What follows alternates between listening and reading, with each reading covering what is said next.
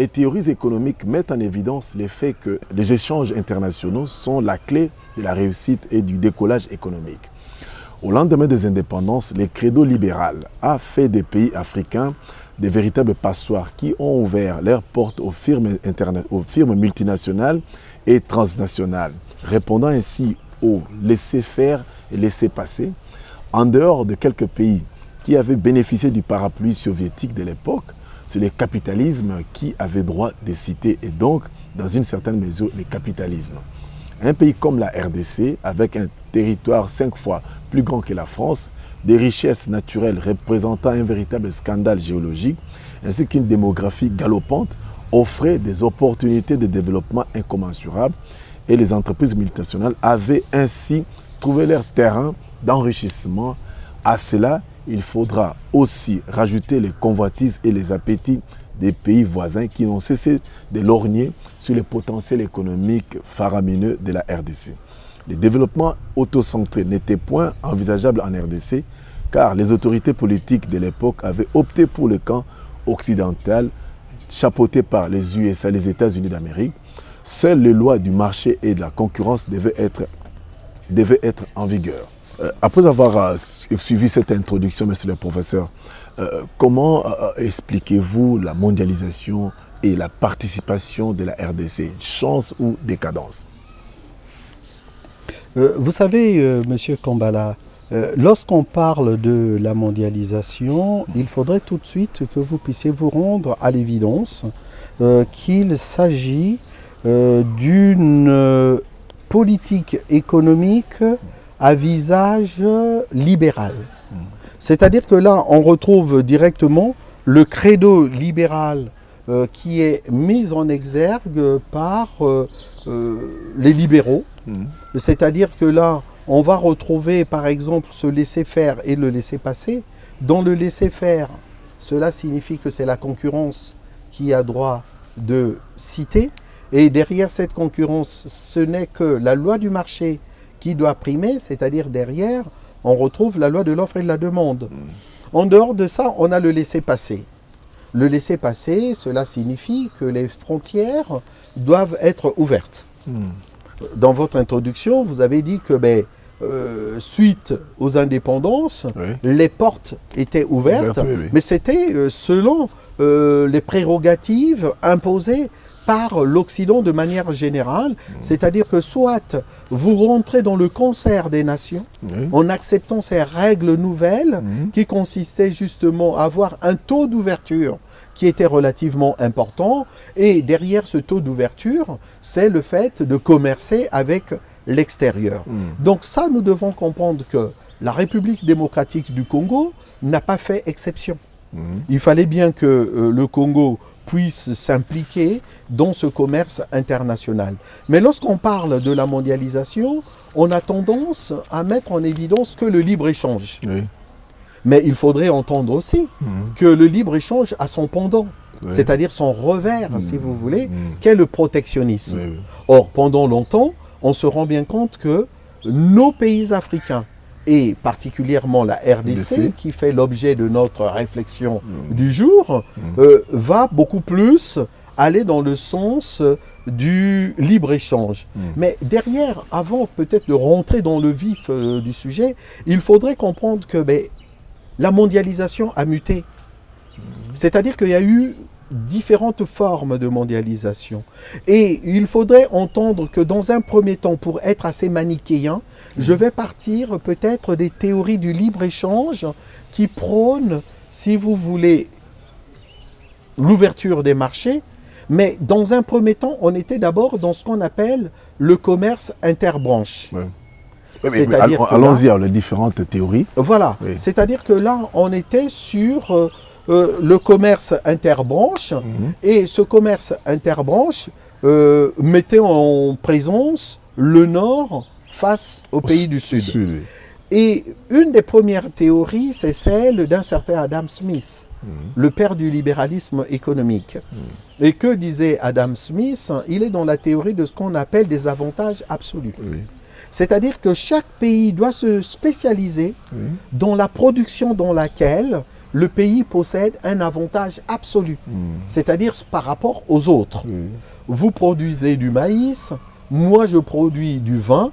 Si j'ai un avantage absolu sur les deux, c'est-à-dire sur le maïs et sur le vin, moi je risquerais de vous écraser. C'est-à-dire que dans l'exemple que je suis en train de donner, je suis en train de vous dire que dans la théorie des avantages absolus d'Adam Smith, il y avait déjà une certaine limite. C'est-à-dire que au lieu de permettre à tous les pays de participer au commerce international, de facto, certains pays étaient exclus. Et donc là, il y aura une forme de complémentarité, parce que comme vous le savez, hein, nous ne sommes que des nains juchés sur des épaules des géants. Et David Ricardo, qui est un autre économiste, il va réagir en se disant non, il y a quelque chose qui cloche dans la théorie d'Adam Smith. Il va proposer ce qu'on appelle la théorie des avantages relatifs, qu'il appelle aussi la théorie des avantages comparatifs. C'est-à-dire que dans mon exemple initial, vous produisez le maïs, moi je produis le vin. Il faudrait voir quelle est la production dans laquelle vous avez le moins de désavantages, afin que tout le monde puisse se permettre de commercer, d'échanger avec l'extérieur. Et l'exemple purement académique qu'il va donner, c'est de comparer le Portugal à l'Angleterre.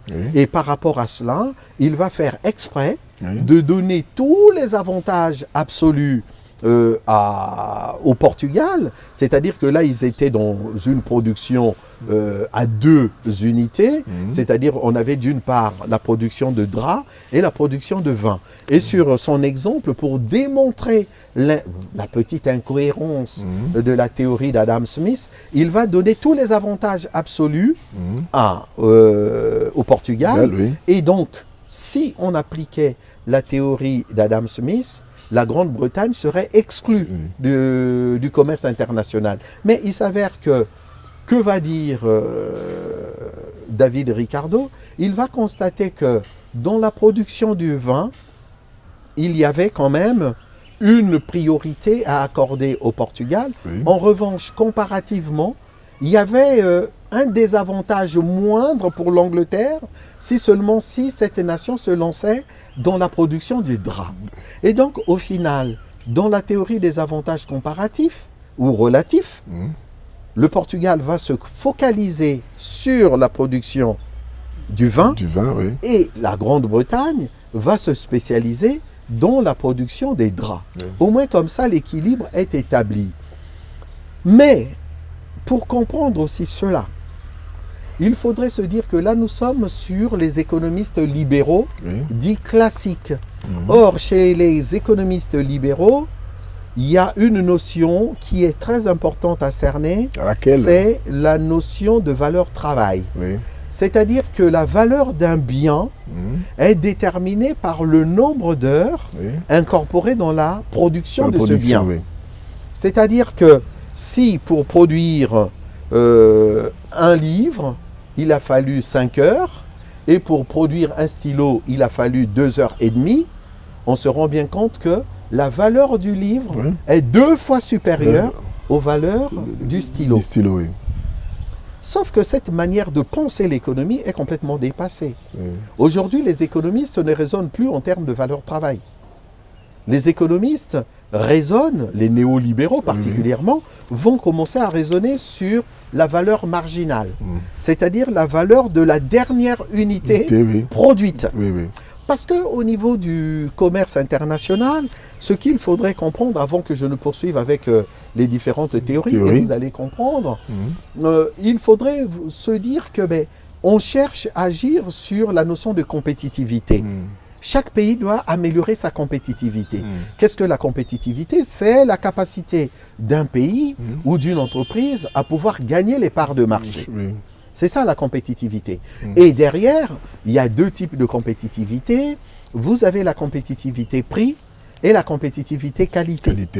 C'est-à-dire que chaque fois que vous produisez, il faut baisser vos coûts de production pour que vous puissiez réaliser une meilleure marge.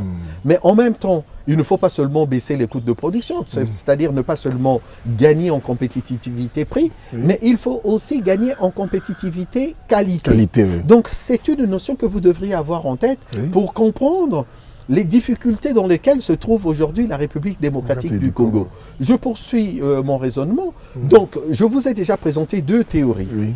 La théorie d'Adam Smith, Oui. la théorie des avantages absolus. Absolu. J'ai parlé de David Ricardo, la théorie des avantages relatifs comparatifs. Oui. Et maintenant, je vais vous parler de ce qu'on appelle le théorème HOS. Oui. HOS, il s'agit de trois économistes, Oui. Heckscher, Olin et Samuelson. Que dit le théorème HOS? Chaque pays doit se spécialiser dans la production dans laquelle il possède des biens en abondance ou les éléments en abondance. Oui. C'est-à-dire que, par exemple, pour nous, Oui. en RDC, Oui. nous avons nos minerais. Oui. On doit se spécialiser dans la production de minerais puisqu'on en a en abondance. Oui. Et en même temps, pour produire, il ne faut pas seulement le facteur naturel, Oui. il faut aussi le facteur travail Oui. et le facteur technique, Oui. si vous voulez. Oui. Et donc nous, qu'est-ce que nous avons? Nous avons les minerais, mais on a aussi une main-d'œuvre très très importante. Oui. Et donc par conséquent, qu'est-ce qu'on doit faire? On doit faire de telle sorte que les minerais et le facteur travail, nous puissions l'utiliser en abondance. Et ça, c'est ce qu'on appelle le théorème HOS. Ça s'appelle aussi la théorie des dotations factorielles. C'est-à-dire que, regardez les pays d'Asie. On va parler de la Chine, je pense, d'ici la fin de notre émission. La Chine comprend quoi? Plus d'1,5 milliard d'habitants. D'habitants, oui. Donc le facteur travail Oui. est en abondance. oui. Et donc lorsque le facteur travail est en abondance, c'est la loi de l'offre et de la demande qui doit s'appliquer. Oui, oui. L'offre de travail étant supérieure à la demande, le prix du travail ne peut que baisser. Voilà pourquoi le prix du travail est très faible en Chine. Et donc les Chinois auront tendance à utiliser plus ce facteur. Oui. Et là, vous comprenez tout de suite le phénomène de la dotation factorielle. Mais dans cette première phase, on est dans des rapports nord-sud, c'est-à-dire les pays du sud, c'est-à-dire les pays en développement, sont supposés exporter les matières premières oui, oui. à faible valeur ajoutée. Et en retour, les pays du nord nous renvoient des produits finis ou semi-finis à forte valeur ajoutée. Donc vous avez tout de suite compris, Monsieur Kambala, que dans cette phase de mondialisation, les pays du Sud ne pouvaient être que perdants.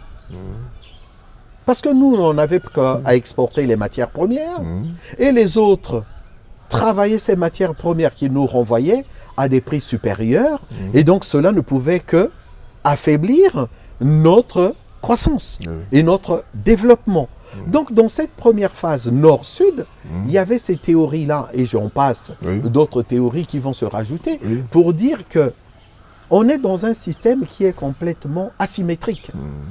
C'est-à-dire, il y a ceux qui sont avantagés et ceux qui sont désavantagés. Ceux qui sont désavantagés, ce sont les pays du Sud, c'est-à-dire ceux qui exportaient les matières premières, dont le Congo fait partie. Donc, déjà, à ce stade, déjà, la mondialisation, c'est d'un don de la farce. Mais nous sommes des noms de la farce dans le sens où nous avons hérité un système qui est là, le système international. En même temps, on a voulu s'insérer dans cette mondialisation, mais avec des faiblesses, si vous voulez, même, je vais le dire ainsi, des faiblesses inhérentes même au système lui-même. C'est-à-dire que le système était déjà perverti en amont. C'est-à-dire les plus forts tiraient les marrons du feu, comme on le dit, et les plus faibles trinquaient. Donc nous, dans ce système-là, on ne pouvait être que perdants. Mais vous allez vous rendre compte qu'il y aura une autre phase de la mondialisation. Et là, on va connaître ce qu'on va appeler le commerce intra-branche. Aujourd'hui, vous le savez, Monsieur Kambala, les pays du Nord, c'est-à-dire ces pays développés, ou les PDEM, les pays développés à économie de marché, ont créé des zones économiques. Vous avez par exemple l'Union européenne. Nous avons l'ALENA, même si avec Trump, ça a connu quelques tumultes. Lorsque je dis l'ALENA, puisque l'ALENA on connaît peut-être moins au Congo, l'Union européenne, tout le monde connaît l'Union européenne, enfin je le suppose. L'ALENA, c'est l'accord du libre-échange nord-américain. Donc ça concernait 3 pays, les États-Unis, le Mexique et le Canada. Oui. Et vous avez aussi les pays d'Asie qui avaient créé aussi leur zone économique qu'on appelle l'ASEAN, A-S-E-A-N. C'est-à-dire qu'aujourd'hui, par exemple, au sein de l'Union européenne, la France, son premier partenaire économique, c'est l'Allemagne. L'Allemagne, oui. Ce n'est plus du tout les pays en développement. C'est-à-dire que ces pays-là commercent majoritairement entre eux parce qu'ils ont un niveau de développement quasiment identique. C'est-à-dire que là, on va retrouver des sociétés de production et de consommation de masse. Et la différence ne va plus se faire sur les prix. La différence va se faire sur la qualité, pour ne pas dire cette compétitivité structurelle, ou compétitivité-qualité à laquelle je faisais allusion il y a quelques minutes. Oui, oui. C'est-à-dire qu'aujourd'hui, la mondialisation a complètement changé. C'est-à-dire que du commerce interbranche, je vous vends des matières premières, moi je vous vends des produits semi-finis ou des produits finis, on a basculé sur le commerce intrabranche. Moi je produis des voitures, vous aussi vous produisez des voitures et c'est le meilleur qui l'emporte. Et voilà pourquoi aujourd'hui, on va se retrouver par exemple dans le cas de la France avec face à l'Allemagne, l'Allemagne qui a un excédent commercial et à contrario, la France qui a beaucoup plus un déficit commercial. Parce que tout simplement, les pays doivent améliorer leur compétitivité. Oui. Et c'est là où justement aujourd'hui, la mondialisation, pour ne pas dire tout simplement le commerce international, a complètement changé de physionomie. Donc un pays comme la RDC et tous les autres pays africains, pour ne pas parler des pays en développement, ne vont pas comprendre que les règles du jeu se sont encore empirées, mais on ne va jamais tirer les marrons du feu. C'est-à-dire qu'on ne pourra jamais être les bénéficiaires de ce commerce international, on ne pourrait être que les dindons de la farce, c'est-à-dire des perdants. Et dans ce cas, faudrait-il penser au protectionnisme? Ça, c'est une autre question, mais je pense qu'on devrait peut-être en parler. Au-delà de différentes théories, il y a aussi la chaîne des valeurs. Alors là, lorsque vous évoquez la chaîne de valeur, Monsieur Kambala, ça aussi, il faudrait se dire que dans le système de production qui est celui qui est clamé, prôné par ce commerce international, c'est-à-dire tel que le pensent les plus puissants, parce que n'oublions pas que nous sommes quand même dans ce qu'on appelle une guerre économique, et le terme n'est pas de moi, on parle en termes de guerre économique. Donc il faut chercher, permettez-moi cette expression qui peut être très très violente, il faut apprendre à tuer l'autre, à dominer l'autre dans les échanges commerciaux. Et donc là, si dans les théories, on nous a toujours dit c'est du win-win, c'est-à-dire du gagnant-gagnant.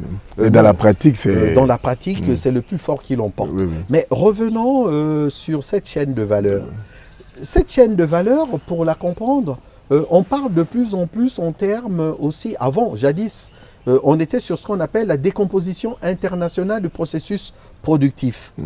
C'est le phénomène qu'on a pu connaître avec les délocalisations et ainsi de suite. Toujours aller chercher le pays où les facteurs sont en abondance, où les coûts de production sont les moins chers. Mais lorsqu'on va parler de la chaîne de valeur, c'est cette complémentarité qui existe aujourd'hui entre les différents pays en fonction de leur dotation factorielle, entre autres. Mais ce qu'il faudrait comprendre, il y a cette image qui est donnée de ce qu'on appelle la courbe du sourire.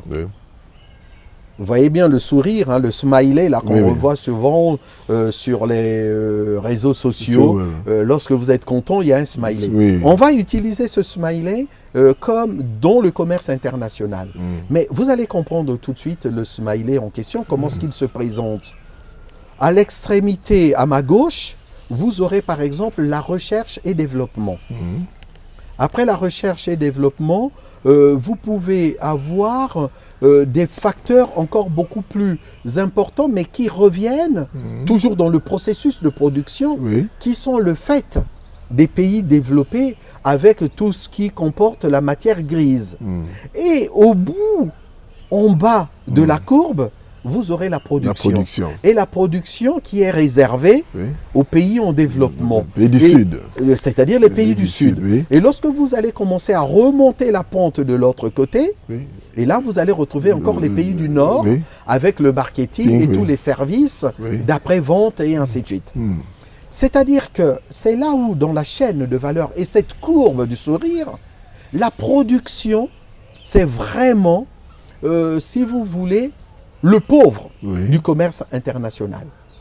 C'est la part du pauvre Oui. dans le système du commerce international. Puisque aujourd'hui, cette production, elle est confiée aux pays les moins développés qui n'ont pas recours au progrès technique, parce que le progrès technique, tout ce qui est captation de la matière grise, Oui. ça vient du Nord. Oui. Et donc, tous les métiers à forte valeur ajoutée dans le Oui. dans le processus, sont réservés aux pays du Nord.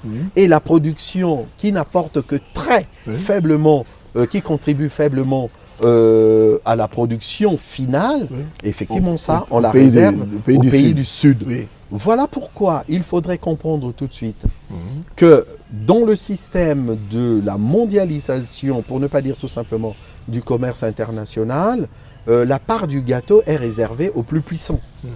Là, il faudrait peut-être, j'essaie un peu de mettre la charrue avant les bœufs, pourquoi les pays du Sud se contentent de la part pauvre de ce système, mais tout simplement parce que nous n'avons pas les moyens de produire sur toute la gamme Oui. sur place. Oui. Nous n'avons pas les industries nécessaires pour cela. Nous n'avons pas le progrès technique et les innovations suffisants pour réaliser tout ce process. Oui. Voilà pourquoi on est obligé de disséquer notre système de production avec les faiblesses qui nous incombent. En conséquence, les commerces internationaux, monsieur le professeur Guy Robert Silou, c'est un jeu à somme nulle. Mais moi, je dirais effectivement que le commerce international est un jeu à somme négative pour les pays en développement. Ouais. Parce que pour les pays qui sont les plus riches, ben, ils sont dans des positions de force et ça se base sur les rapports de force. Pensez à quelqu'un comme Trump quand il était au pouvoir, mais Joe Biden, il ne fait pas le contraire. Ce qui prime pour les dirigeants des pays occidentaux, c'est d'abord le bien-être de leur population Oui. et en même temps la compétitivité accrue des entreprises de leur pays.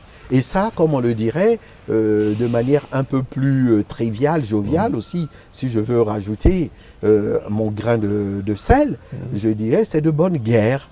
Donc ça, il faudrait que nous arrivions à comprendre que la mondialisation est un jeu à somme négative pour les pays en développement.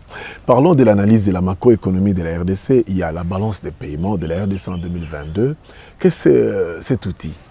Qu'est-ce que cet outil Ça, je pense que c'est un outil statistique qui est assez complexe à expliquer, parfois même à comprendre.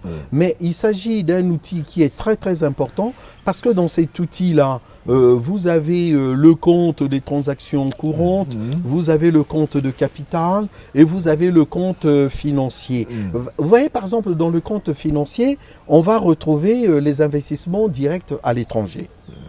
C'est-à-dire que chaque fois, par exemple, qu'un Congolais va investir à l'étranger, dans ce qu'on appelle les IDE, investissement direct à l'étranger, qu'est-ce qu'un IDE? C'est le fait d'acquérir au moins 20% d'une entreprise étrangère, basée aussi à l'étranger. Et donc ça vous permet quoi? De recevoir certains dividendes. En retour, lorsque vous recevez des IDE, vous êtes redevable du pays de départ. Donc, on se rend bien compte que cet outil-là est très important et on se rend bien compte que peu ou prou, la RDC essaye quand même de bien s'en sortir par rapport à sa balance de paiement. Mais derrière ce qu'il faut voir aussi, M. Kambala, derrière cet outil statistique, il y a deux notions clés qu'il faut bien cerner. C'est la notion de résident et de non-résident. Et en économie, ce sont des notions qui sont assez fondamentales pour le simple fait que lorsque vous êtes résident, c'est que vous contribuez à la constitution, à l'élaboration du PIB de ce pays, c'est-à-dire que vous y résidez au moins pendant un an. Vous êtes un agent économique sur place sur une durée d'un an. En revanche, les non-résidents, ce sont les personnes qui peuvent être de transit. Ils peuvent être là pendant un trimestre, pendant 6 mois, et ainsi de suite. Et donc, c'est à partir de là qu'on va chercher à analyser ce tableau en mettant en exergue ces deux concepts de résidents et de non-résidents. Et d'ailleurs, regardez, aujourd'hui, ça peut paraître surprenant, dans le microcosme politique congolais, on s'en prend souvent aux expatriés qui sont sur le sol congolais, qui viennent travailler ici. Je fais allusion aux Chinois qui sont sur place, aux Libanais et ainsi de suite. Indiens. Aux Indiens. On dit voilà, ils sont venus ravir les marchés des Congolais et ainsi de suite. Mais on se rend bien compte que ces gens-là, ce sont des résidents. Et donc, par conséquent, ils contribuent à la croissance de notre pays. Mais après, le débat qui est souvent évoqué, c'est au niveau de la répartition de la valeur ajoutée, c'est-à-dire des gains entre les expatriés qui sont devenus des résidents économiques, bien entendu, et les autres, des autochtones, qui sont aussi des résidents. Et ça, c'est une autre paire de manches. Mais on se rend bien compte aussi. C'est là où je tiens quand même à préciser les choses. Vous êtes en train de vous rendre compte que dans ce que je suis en train de dire, M. Kombala, déjà le Congolais, ils se sont floués par rapport à la présence des Indiens, des Libanais et autres, parce qu'ils se disent, ceux-là, ils sont en train de prendre notre place, notre métier, parce que même les beignets, eux aussi, commencent à en produire. Le petit commerce, Le petit commerce, là j'étais vraiment dans la caricature. On se rend bien compte que les choses peuvent devenir assez complexes. Mais donc, je suis en train déjà de démontrer par là que la mondialisation, c'est vraiment un jeu à somme négatif, même pour le Congolais, parce que cette mondialisation qui n'est pas favorable à la RDC s'engendre des problèmes, des inégalités de revenus, et en même temps avec l'idée de pauvreté qui ne cesse de croître, parce que cette répartition se fait de plus en plus de manière inégale. Oui, peut-on dire à ces jours que l'impérialisme est le stade suprême du capitalisme? Ah oui, là, Monsieur Kombala, vous m'envoyez ou vous me renvoyez à mes cours de philosophie d'il y a déjà quelques années. L'impérialisme, le stade suprême du capitalisme, c'est un manuel qui a été publié par un certain Vladimir Ilitch. Et là, généralement, on l'appelle Lénine. Lénine, oui. Voilà. C'est Lénine qui avait publié cette œuvre en disant que l'impérialisme, c'est le stade suprême du capitalisme. Et derrière le terme impérialisme, c'est la conquête des territoires. Des territoires, oui. Mais aujourd'hui, on est rentré dans un impérialisme que je peux appeler moderne. Et derrière cet impérialisme, il faudrait que vous puissiez penser aux firmes multinationales. C'est-à-dire que nous avons un acteur principal de la mondialisation, du commerce international, que vous avez décrit dans votre introduction, c'est-à-dire les firmes multinationales ou transnationales. Bon, tout dépend des sciences. Pour les économistes, ce sont les firmes multinationales, et pour les historiens, ils préfèrent utiliser le terme firme transnationale. Mais qu'est-ce qu'une firme multinationale? C'est une firme de grosse taille, ayant au moins, au minimum, 500 salariés et qui a des filiales disséminées un peu partout dans le monde. Et donc, on se rend bien compte qu'aujourd'hui, le capitalisme, c'est quoi? C'est chercher à conquérir les différents marchés, les différents territoires, et cela ne peut se faire que via les firmes multinationales. Ce sont ces firmes multinationales aujourd'hui qui sont partout dans le monde, mais en même temps, le paradoxe, je souhaiterais que ça puisse être entendu une bonne fois pour toutes. J'avais dit qu'au départ, selon le credo libéral, c'est le laisser-faire et le laisser-passer. Le laisser-passer, il est là. Les firmes, libre circulation des biens, des services, des personnes, des capitaux. Indéniable, imparable. Mais en revanche, lorsque on est sur le laisser-faire, là, ça pose problème. Parce que sur le laisser-faire, vous allez comprendre pourquoi j'insiste là-dessus. Sur le laisser-faire, c'est le credo libéral. On va retrouver quand même une notion qui se veut très très constructive au niveau de la pensée économique. C'est la concurrence pure et parfaite. Parfait, oui. Et un des critères fondamentaux, c'est l'atomicité. C'est-à-dire plusieurs offreurs Oui. et plusieurs demandeurs. Oui. Et en plus, on aura aussi, par exemple, l'homogénéité des biens, c'est-à-dire plusieurs produits qui seront mis sur le marché. Ouais. Donc avec des caractéristiques différentes. Mais je fais exprès, il y a 5 critères de la CPP, mais je reste que sur le tout premier critère de la CPP, c'est-à-dire la concurrence pure et parfaite. Là, je parle de l'atomicité. Mais lorsqu'on parle des firmes multinationales, les dés sont complètement pipés. Quand je dis les dés sont pipés, c'est-à-dire que au lieu d'avoir une concurrence pure et parfaite avec plusieurs entreprises en concurrence, on aura des situations d'oligopole ou des situations de monopole. C'est-à-dire que lorsque vous avez des situations d'oligopole, c'est soit, bon, ça peut être aussi des duopoles.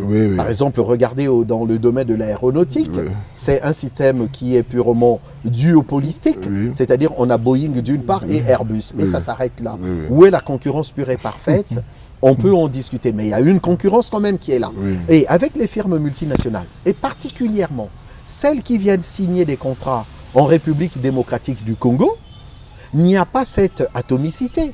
Vous allez vous retrouver face à une firme multinationale qui est en situation de monopole. Étant dans cette situation de monopole, que fait cette firme multinationale? Elle vous impose son diktat. Et là, c'est à prendre ou à laisser. C'est le colonialisme économique. Mais là, comme dirait le pape François, c'est du colonialisme économique. Mais cette fois-ci, le colonialisme économique passe par des voies plus ou moins officielles et reconnues un peu par tous et acceptées par tous. Mais sauf que, comme je le disais, il s'agit d'une concurrence pure, qui n'est plus du tout pure, pardon, mais qui est beaucoup plus imparfaite. Et dans ce côté imparfait des choses, nous, Congolais, nous sommes complètement perdants. Et n'oublions pas, et ne perdons pas de vue ce côté monopolistique des firmes multinationales.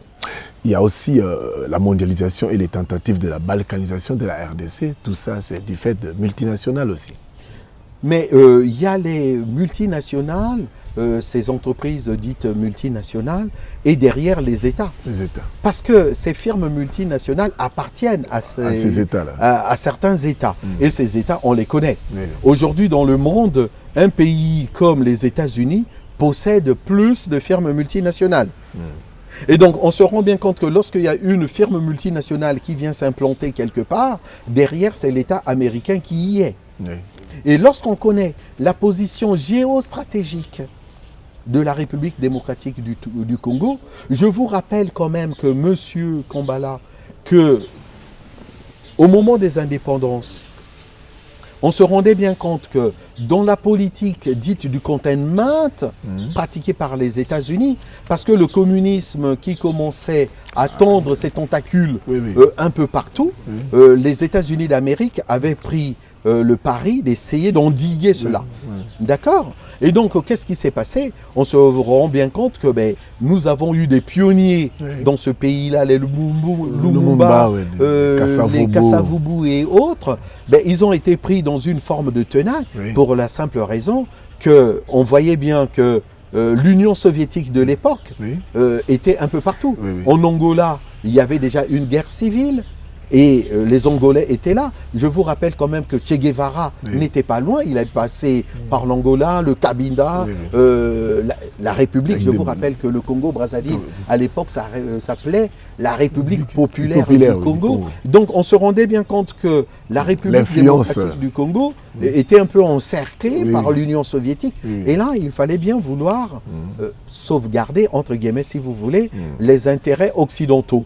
Et donc là, les firmes multinationales qui étaient présentes en RDC faisaient le jeu des puissances occidentales, toujours dans ce conflit Est-Ouest qui trouvait le terrain de jeu si vous voulez, je le dis comme cela. C'est peut-être un jeu qui est très très morbide, mais c'était quand même un jeu pour eux. C'est-à-dire conquérir les minerais, c'est pas moi qui le dis. La République démocratique du Congo a toujours été présentée comme étant un véritable scandale géologique. Et donc par conséquent, on se rendait bien compte que les firmes multinationales qui étaient à l'est du pays étaient là justement pour essayer de conquérir ces ressources minières qui sont très très importantes.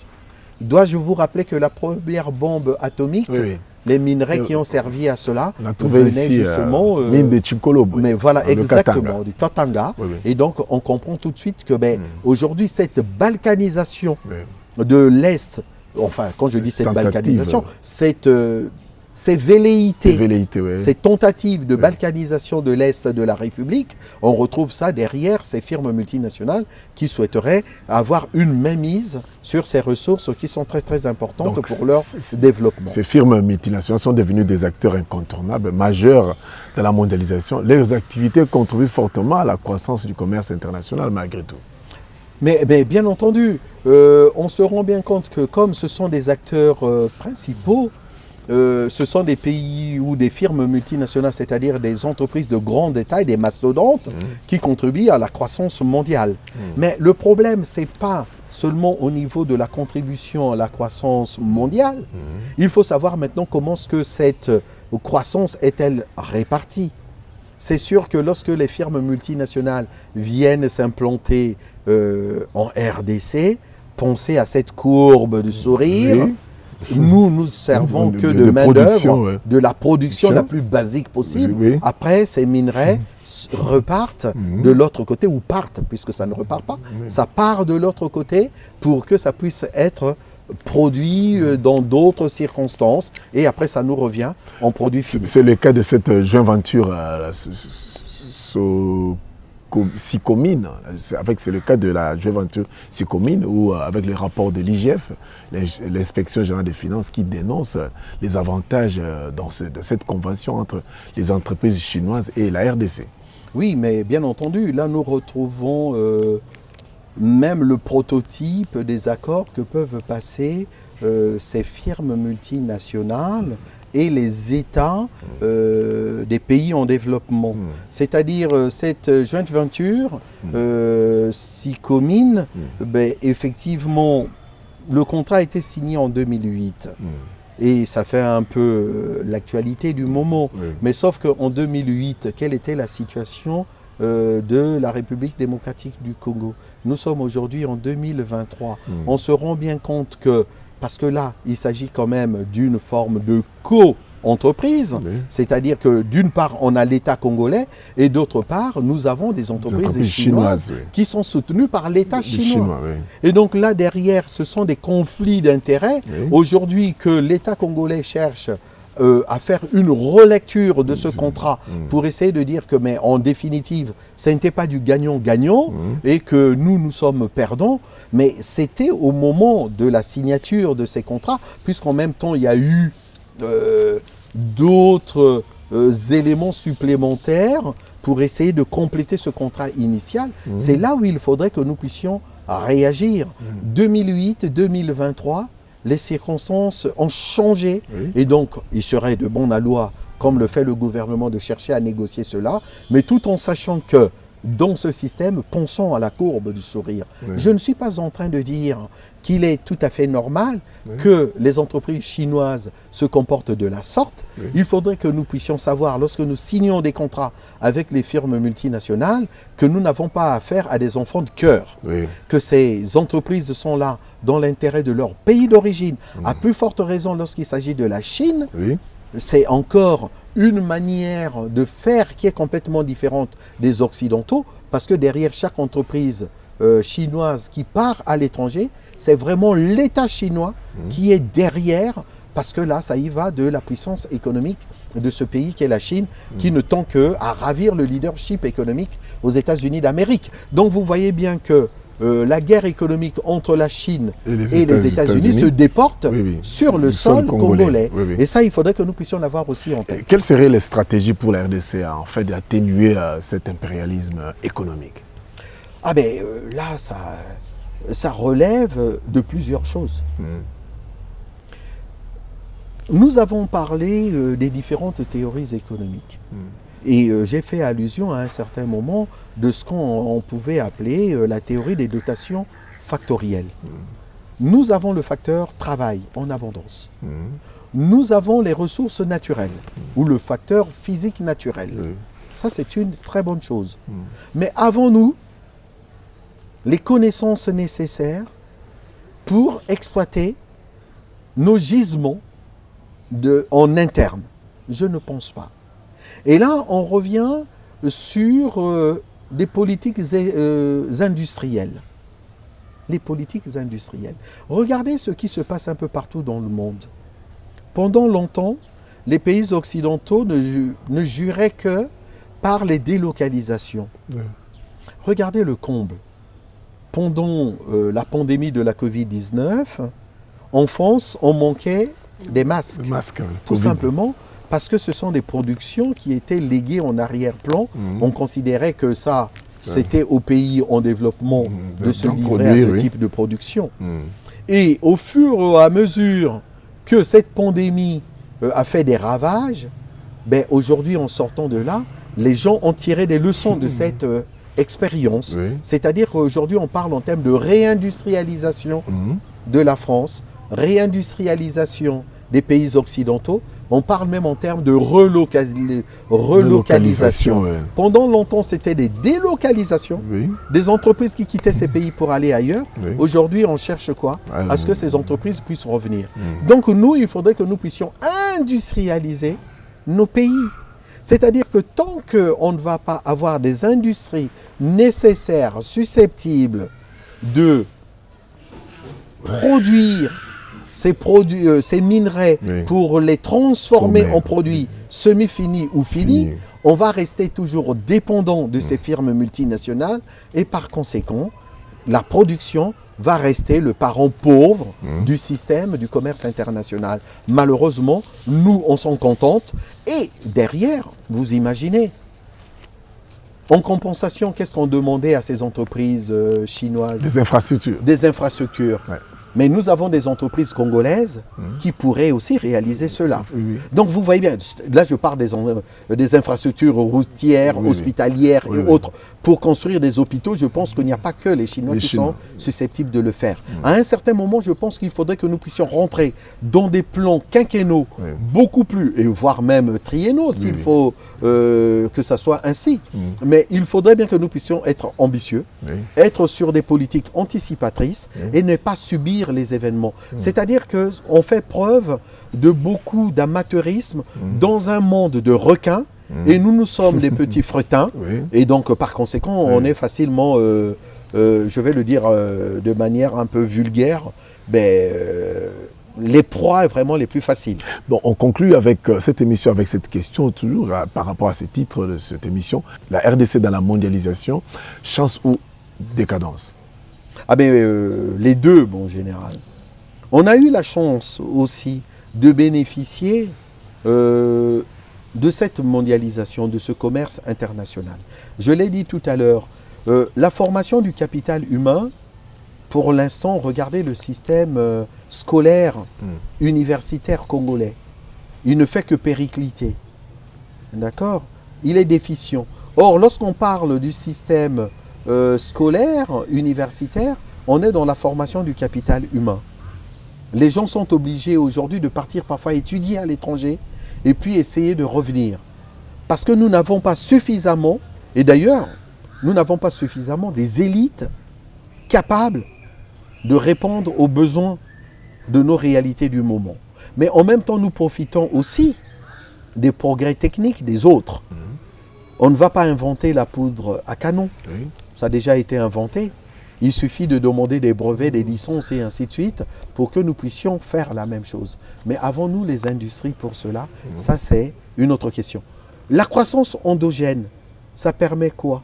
Ça permet justement d'avoir une croissance auto-entretenue. Et dans ce concept de croissance endogène, on a la recherche et développement. Avons-nous des laboratoires ici pour nous lancer dans la recherche profonde pour que nous puissions innover? on n'en a pas suffisamment. Des infrastructures, on vient de parler des infrastructures, Oui. mais en même temps, j'ai parlé aussi de la formation du capital humain. Donc ces trois éléments, recherche et développement, infrastructure, formation du capital humain, ça fait partie de cette croissance endogène, croissance auto-entretenue. Donc nous avons bénéficié aussi d'une certaine manière, disons, du commerce international. Mais si on essaye de faire le bilan, Oui. ou le solde il est négatif. Parce qu'effectivement, aujourd'hui, la RDC est complètement spoliée. Et le contrat de la SICOMINE est en train de démontrer par A plus B. Contrat léonais. Voilà, mais tout à fait. Là, il faudrait que nous puissions avoir des projets vraiment sur le long terme, mais pas réagir par à-coup. Je pense qu'on manque vraiment de projets, pas seulement sur le court terme, sur le moyen et le long terme.